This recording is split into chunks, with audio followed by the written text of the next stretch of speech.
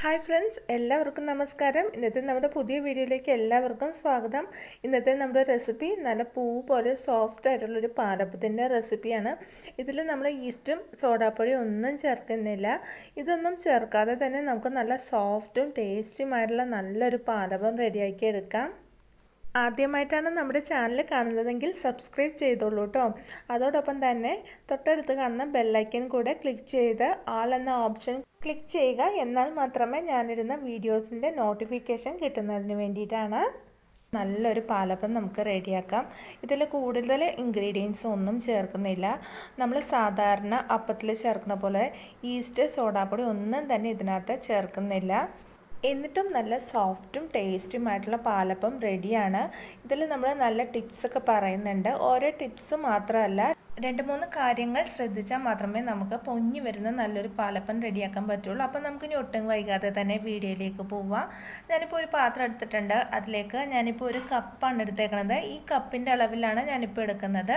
നമുക്ക് ഏത് പാത്രമാണ് എടുക്കുന്നത് ആ പാത്രത്തിൻ്റെ അളവ് അനുസരിച്ച് ബാക്കി എല്ലാം എടുക്കാം. ഞാനിപ്പോൾ ഈ കപ്പാണ് എടുത്തേക്കുന്നത്. ഇതിലേക്ക് ഞാനിപ്പോൾ അരി ഇട്ട് കൊടുക്കുന്നുണ്ട്. ഞാനിപ്പോൾ എടുത്തേക്കുന്ന പച്ചരി ഇഡ്ഡലി പച്ചരിയാണ്. ഇഡ്ഡലി പച്ചരി നമുക്ക് സാധാരണ കടകളിൽ നിന്നൊക്കെ വാങ്ങിക്കാൻ കിട്ടും. ആ ഇഡ്ഡലി പച്ചരിയാണ്. ഞാനിപ്പോൾ 2 കപ്പ് ഇഡ്ഡലി പച്ചരി എടുത്തിട്ടുണ്ട്. നമ്മൾ ഗ്ലാസ്സിനാണെങ്കിലും കപ്പിനാണെങ്കിലും അതനുസരിച്ച് നമുക്ക് കറക്റ്റാക്കി 2 കപ്പ് എടുക്കാവുന്നതാണ്. ഞാനിപ്പോൾ 2 കപ്പ് ഇഡ്ഡലി പച്ചരിയാണ് എടുത്തിട്ടുള്ളത്. ഇനി നമുക്കിതിലേക്ക് 2 ഗ്ലാസ് ഇഡ്ഡലി പച്ചരിക്ക് നമുക്ക് 2 ടീസ്പൂൺ ഉഴുന്ന് ചേർത്ത് കൊടുക്കാം. ഞാനിപ്പോൾ 2 ഗ്ലാസ്സിനാണ് 2 ടീസ്പൂൺ ഉഴുന്ന് ചേർത്ത് കൊടുക്കുന്നത്. ഇനി നമുക്ക് ഈ അരി നന്നായിട്ടൊന്ന് കഴുകിയെടുക്കുക. 2-3 പ്രാവശ്യം നന്നായിട്ടൊന്ന് വാഷ് ചെയ്തെടുക്കുക.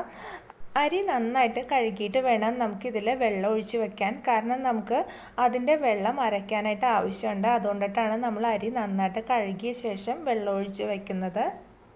ഇപ്പോൾ ഞാൻ അരി നന്നായിട്ട് കഴുകിയെടുത്തിട്ടുണ്ട്. ഇപ്പോൾ കുതിരാൻ ആവശ്യമായിട്ടുള്ള വെള്ളം ഒഴിച്ച് കൊടുത്തിട്ടുണ്ട്. ഇനി നമുക്ക് അടുത്ത ടിപ്സ് എന്താണെന്ന് വെച്ചാൽ, കുതിരാനായിട്ട് വെള്ളം ഒഴിച്ച് കൊടുത്ത ശേഷം നമുക്കിത് ഫ്രിഡ്ജിൻ്റെ അകത്ത് വയ്ക്കണം.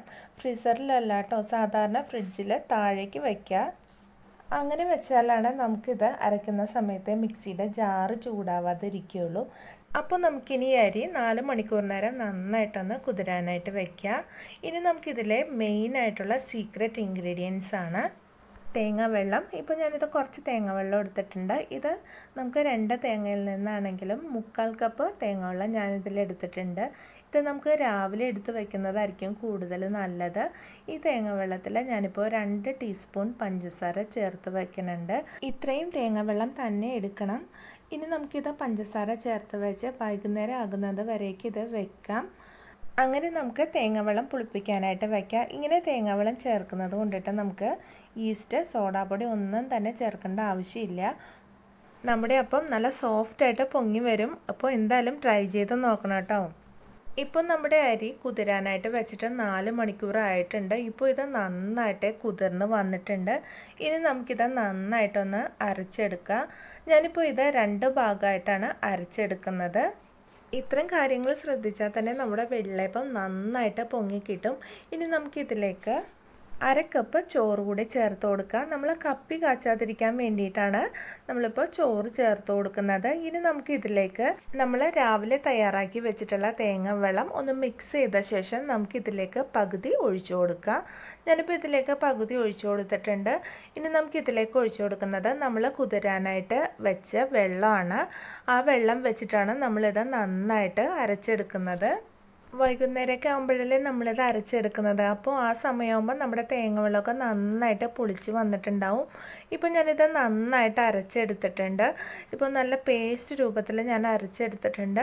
ഇനി നമുക്കിതൊരു പാത്രത്തിലേക്ക് മാറ്റി വയ്ക്കാം. അതിനുശേഷം നമുക്കിത് കൈ വെച്ചിട്ട് നന്നായിട്ടൊന്ന് മിക്സ് ചെയ്ത് കൊടുക്കുക. ഇപ്പോൾ ഞാനിത് നന്നായിട്ട് മിക്സ് ചെയ്ത് കൊടുത്തിട്ടുണ്ട്. ഇനി നമുക്കിത് മൂടി വെച്ച ശേഷം 8 മണിക്കൂർ നേരം നന്നായിട്ടൊന്ന് പൊങ്ങാനായിട്ട് വയ്ക്കാം. അപ്പോൾ ഈ പറഞ്ഞ കാര്യങ്ങളെല്ലാം തന്നെ ഫോളോ ചെയ്താൽ നല്ല സോഫ്റ്റും ടേസ്റ്റി ആയിട്ടുള്ള വെള്ളയപ്പം നമുക്ക് കിട്ടുള്ളൂ. മൂടി വെച്ച ശേഷം രാവിലെ ആയിട്ട് ഞാനിപ്പോൾ ഇത് കാണിച്ചു തരാം. ഈസ്റ്റ് സോഡാപ്പൊടി ഇട്ടാലും ഇത്രയും പൊങ്ങി വരില്ല. ഇതാ കണ്ടില്ലേ, ഇതൊന്നും ഇടാതെ തന്നെ നമുക്കിത് പൊങ്ങി കിട്ടിയിട്ടുണ്ട്. അപ്പോൾ നമ്മൾ തേങ്ങ വെള്ളമൊക്കെ എടുക്കുമ്പോൾ കറക്റ്റ് അളവിൽ തന്നെ എടുക്കുക. 1/4 കപ്പ് തേങ്ങ വെള്ളം എടുക്കുന്നതായിരിക്കും കൂടുതൽ നല്ലത്. ഇനി നമുക്ക് അപ്പത്തിൻ്റെ ബാറ്റർ നല്ല കട്ടിയാണെന്നുണ്ടെങ്കിൽ നമുക്ക് ഇതിലേക്ക് 3 ടീസ്പൂൺ വെള്ളം ഒഴിച്ച് കൊടുക്കുക. 1/4 കപ്പ് വെള്ളം ഒഴിച്ച് കൊടുത്ത ശേഷം നന്നായിട്ടൊന്ന് മിക്സ് ചെയ്ത് ലൂസാക്കി എടുക്കുക. അധികം കട്ടിയായി പോവരുത്, എന്നാൽ അധികം ലൂസായി പോവരുത്. ഈ ഒരു കൺസിസ്റ്റൻസിയിൽ വേണം നമ്മൾ മാവ് റെഡിയാക്കി എടുക്കാനായിട്ട്. ഇപ്പോൾ ഞാനിതിൽ വെള്ളം ചേർത്തിട്ടുണ്ട്. 1/4 കപ്പ് വെള്ളം ചേർത്ത് നന്നായിട്ടൊന്ന് മിക്സ് ചെയ്ത് എടുത്തിട്ടുണ്ട്. ഇനി നമുക്കിതിലേക്ക് ഉണ്ടാക്കാൻ നേരം മാത്രം ആവശ്യത്തിന് ഉപ്പ് ചേർത്ത് കൊടുക്കുക. ഇനി ഇത് നന്നായിട്ടൊന്ന് മിക്സ് ചെയ്തെടുക്കുക. ഇനി ഇതിലേക്ക് ഞാനിപ്പോൾ ഒരു ചെറിയ കഷ്ണം ഉള്ളി ചതച്ചതും 5-6 ജീരകവും ചതച്ചതും കൂടെ ചേർത്ത് കൊടുക്കുന്നുണ്ട്. ഇത് നമ്മുടെ അപ്പത്തിന് നല്ലൊരു ടേസ്റ്റ് കിട്ടാൻ വേണ്ടിയിട്ടാണ് നമ്മളിത് ഉള്ളിയും ജീരകവും കൂടി ചതച്ചത് ചേർത്ത് കൊടുക്കുന്നത്. ഇത് നമുക്ക് തലേദിവസം അരി അരക്കുന്ന സമയത്ത് ചെറിയ ഉള്ളിയും 5-6 ജീരകവും കൂടെ അതിൻ്റെ കൂടെ തന്നെ അരച്ചെടുക്കുക. അതല്ലെങ്കിൽ നമുക്ക് അപ്പം ഉണ്ടാക്കാൻ നേരത്തെ ചെറിയ ഉള്ളിയും 5-6 ജീരകവും കൂടെ ചതച്ചെടുത്ത് നമ്മുടെ ബാറ്ററിൽ ഇട്ട് കൊടുത്ത ശേഷം നന്നായിട്ടൊന്ന് മിക്സ് ചെയ്ത് കൊടുക്കുക. അപ്പോൾ ഇതിന് പ്രത്യേക ഒരു ടേസ്റ്റ് കിട്ടാൻ വേണ്ടിയിട്ടാണ് നമ്മളിങ്ങനെ ചെയ്യുന്നത്. മാവ് അരച്ചെടുക്കുമ്പോൾ നമ്മൾ ഫ്രിഡ്ജിൽ നിന്ന് എടുത്ത വെള്ളം കൊണ്ടിട്ട് വേണം മാവ് അരച്ചെടുക്കാനായിട്ട്. അപ്പോൾ നമ്മുടെ മിക്സി ചൂടാവാതെ ഇരിക്കും. ടിപ്സൊക്കെ ഫോളോ ചെയ്തിട്ടുണ്ടാക്കിക്കൊള്ളൂ കേട്ടോ. നന്നായിട്ട് തന്നെ നമ്മുടെ അപ്പത്തിൻ്റെ ബാറ്റർ പൊങ്ങി വരും.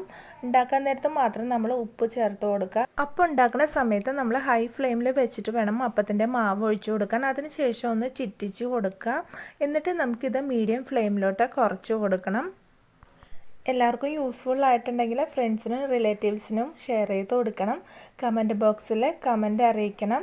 ഇഷ്ടപ്പെട്ടിട്ടുണ്ടെങ്കിൽ ലൈക്ക് ചെയ്യാൻ മറക്കരുത്. സബ്സ്ക്രൈബ് ചെയ്യാതെയാണ് കാണുന്നതെങ്കിൽ സബ്സ്ക്രൈബ് ചെയ്യുക. താഴെ കാണുന്ന ചുവന്ന സബ്സ്ക്രൈബ് ബട്ടൺ പ്രസ് ചെയ്ത് ഓൾ എന്ന ഓപ്ഷൻ പ്രസ് ചെയ്യുകയാണെങ്കിൽ ഞാൻ ഇടുന്ന വീഡിയോയുടെ നോട്ടിഫിക്കേഷൻ കിട്ടുന്നതിന് വേണ്ടിയിട്ടാണ്.